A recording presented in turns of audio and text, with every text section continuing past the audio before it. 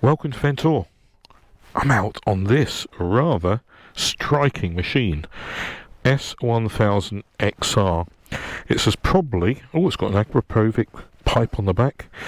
It's probably the only full-cylinder, highly tuned, super powerful engine bike that I could ride without being a cripple.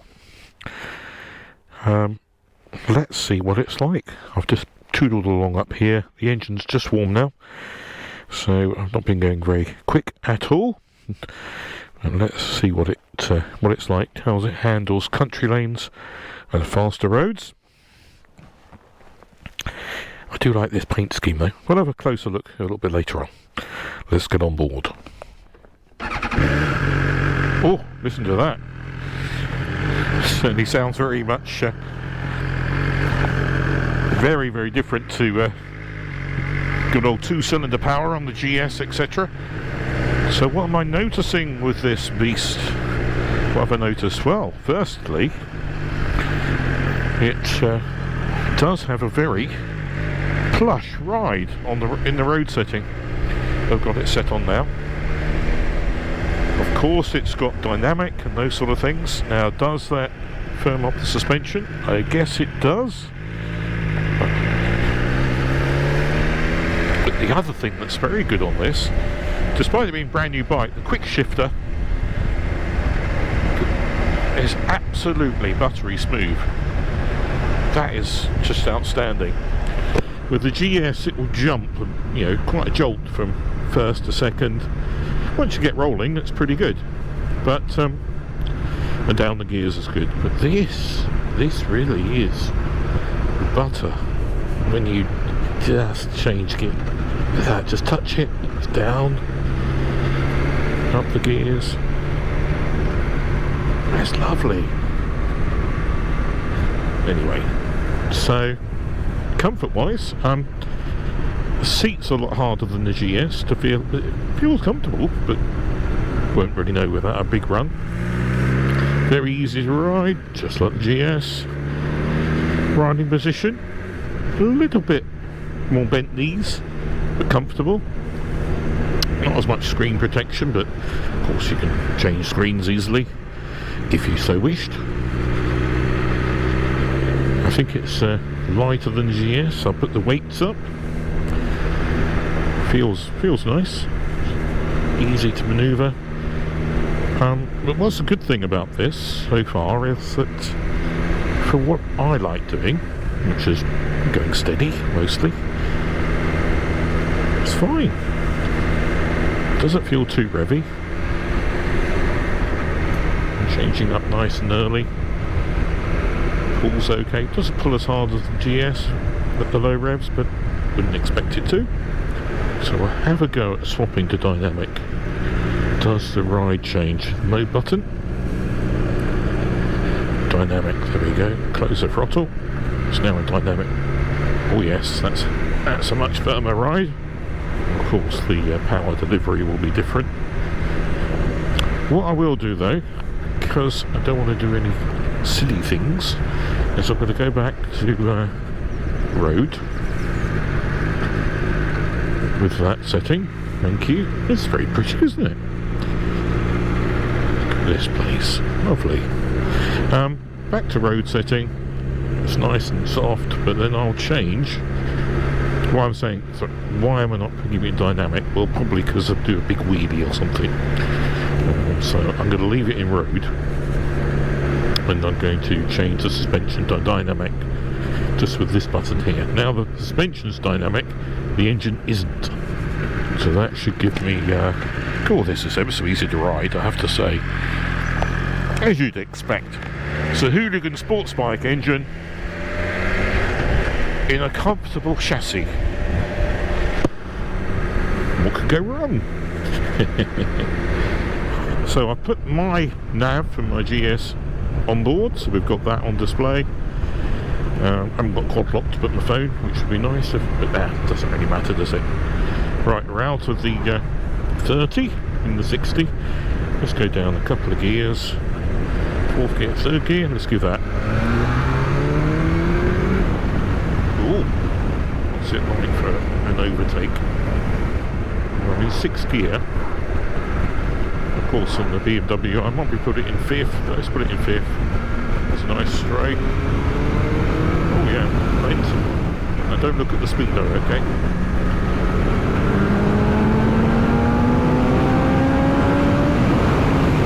Ow. Yep. It's a license losing machine if you're not careful. Actually, even in dynamic suspension setting, it's quite, on this road, it's not too firm.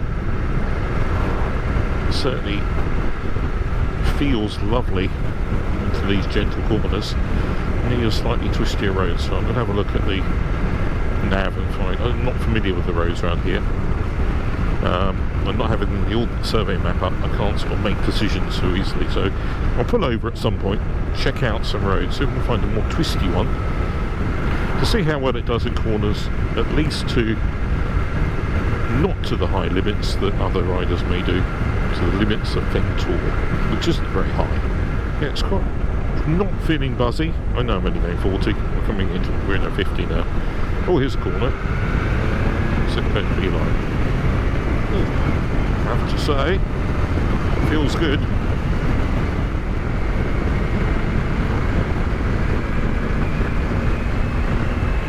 Oh, it's ever so easy.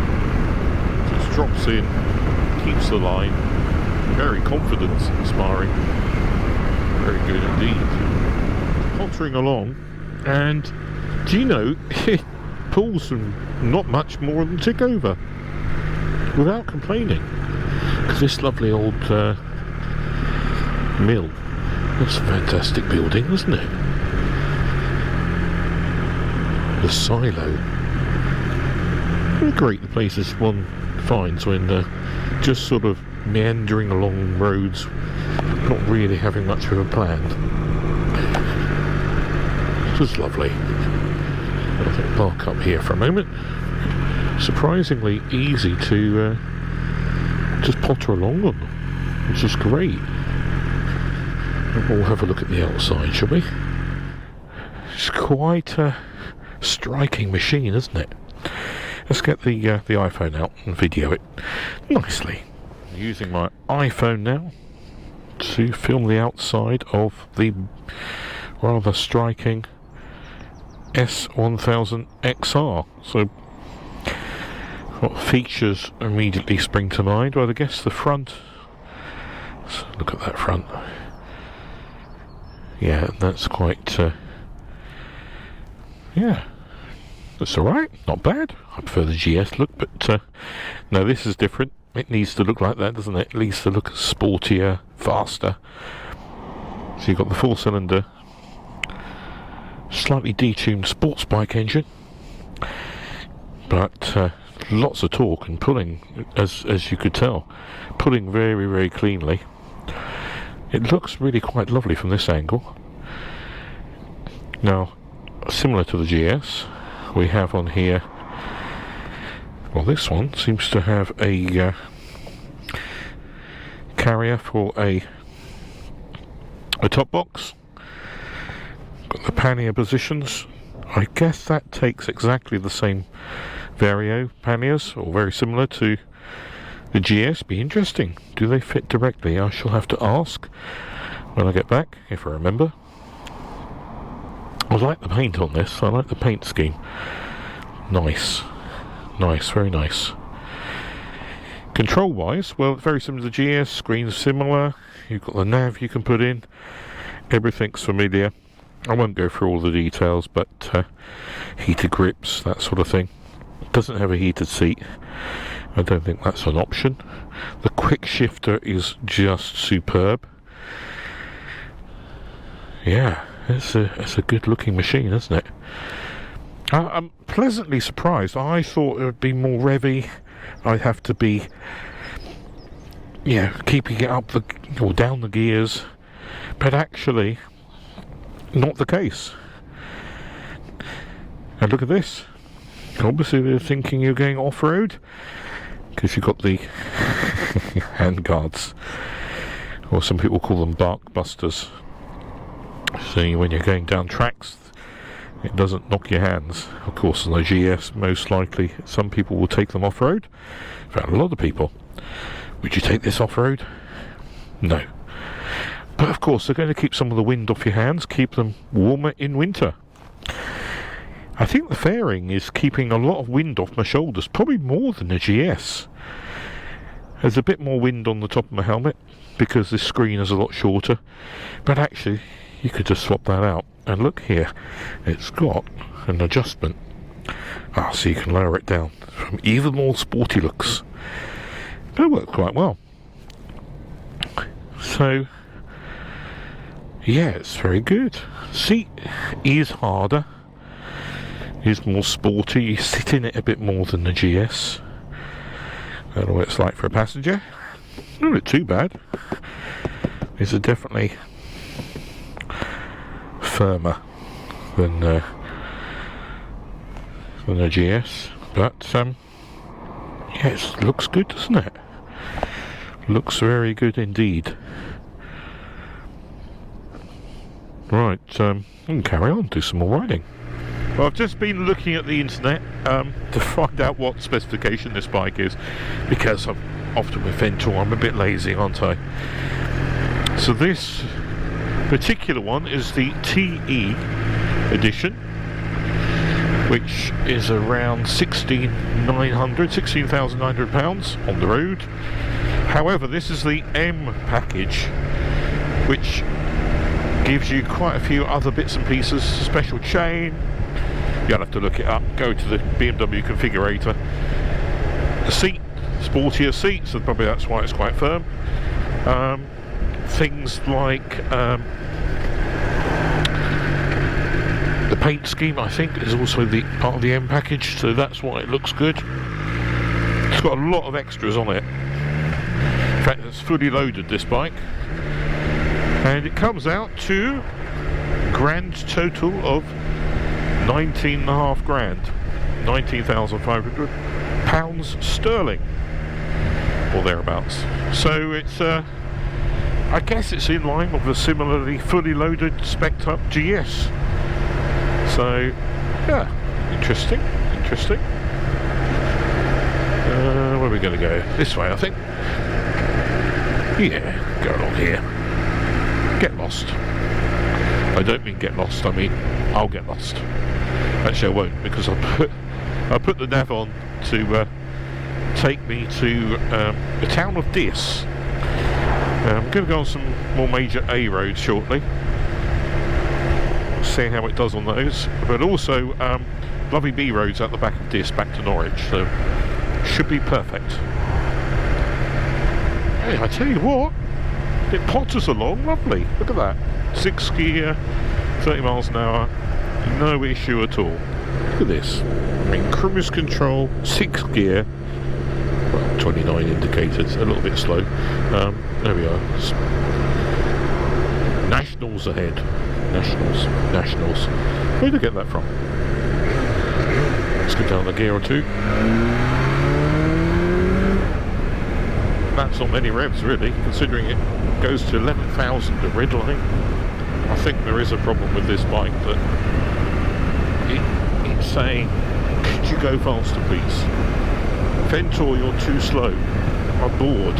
I don't want to be ticking over at 3,500 revs or whatever. I want to go quickly. Although, at the same time, it's really very easy to ride at these steady speeds. Just passing through a village called Dickleborough, and there's this little secret in this village. Chip shop that's meant to be amazing. Fish and chip shop. So I need to come back here soon, one evening, to sample the fish and chips, but that's for another day. So this bike, I've just pulled over and I've looked up the power. Oh yes, the power. 161 horsepower. Bloody hell.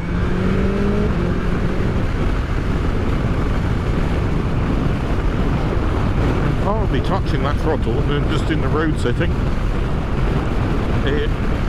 it's definitely very, very fast. And just change gear with your left foot, Gentle throttle opening, change up early, fast, easily.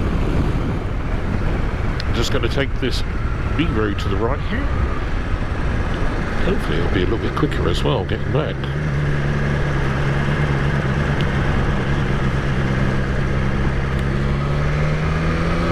It's lovely.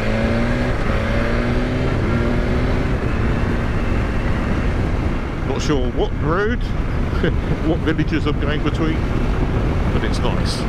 Got it in the comfort setting for the suspension now, the road setting. Turned off the dynamic because this road's a bit bumpier. It's a lovely road to cruise along. 6th gear pulls ever so well. It's nice to go on roads that you haven't been on before, at least I don't recall being on them before. I'm being a bit lazy, letting the nav take me to where it wants to take me. Very easy, this bike to ride.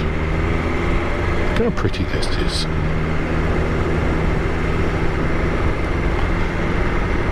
At any speed, this is easy. Going steadily, going quickly.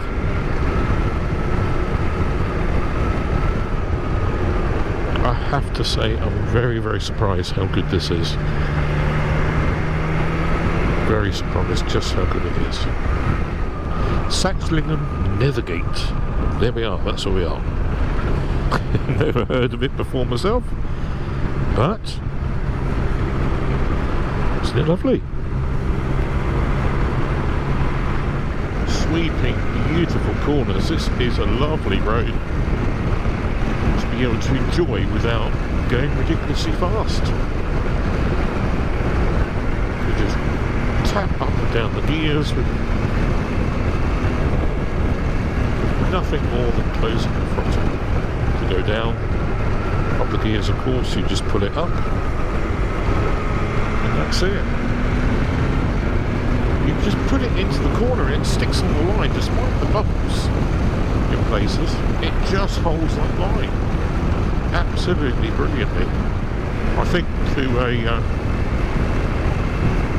compared to a sports bike, this machine in the right hands, not mine, would be probably it's going to be one of the most rapid bikes along roads like this if you were to push the limits a little bit.